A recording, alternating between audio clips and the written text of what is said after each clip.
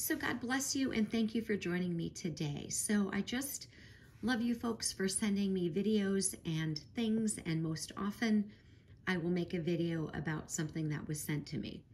So I was sent a video that I did watch, and I'm going to take 2 days to talk about this particular video. There are 2 different topics that I want to discuss. So what I'm discussing today in this video is the third temple.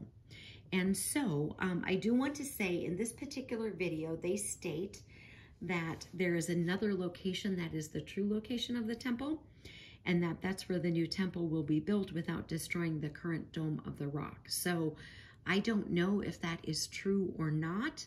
I'm certainly not an archaeological scholar. I don't know if that is the case. But in this particular instance, because what we're going to talk about is the fake temple, you'll see what I mean in just a moment. I don't think that the location necessarily is pertinent to what I'm talking about. Okay, so I want you to think about this for a moment. So we know that this earth is going to be destroyed. Does it make sense that the next temple that Jesus sits in would be a temple from a defiled earth that's going to be destroyed? That doesn't make any sense to me. 2 Peter 3:7 says this, "But by the same word, the present heavens and earth have been reserved for fire, being kept until the day of judgment and destruction of the godless." So the earth is going to be destroyed, but we're going to get a new one, because it tells us that in Revelation 21:1. "Then I saw a new heaven and a new earth, for the first heaven and the first earth had passed away." Now, if we have an earth that is corrupted with sin, it doesn't make sense to me that Jesus would sit in a temple that is corrupted, that is defiled, because the lawless one sits in it. And it doesn't make sense to me that this would be the temple of the Lord. That doesn't make any sense at all. So 2 Thessalonians 2, verse 3 and 4 says this, "Let no one deceive you in any way, for that day will not come unless the rebellion comes first and the lawless one is revealed, the one destined for destruction. He opposes and exalts himself above every so-called God or object of worship, so that he takes his seat in the temple of God, declaring himself to be God."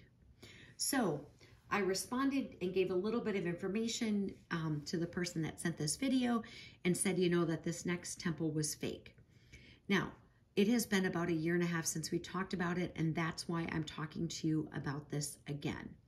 So does it make sense to you if we have a temple that the lawless one sits in and declares himself to be God in a planet that is corrupted, in a planet that will be destroyed? Does it make sense that that would be the temple of our Lord and Savior of the world, Jesus Christ? That doesn't make any sense to me.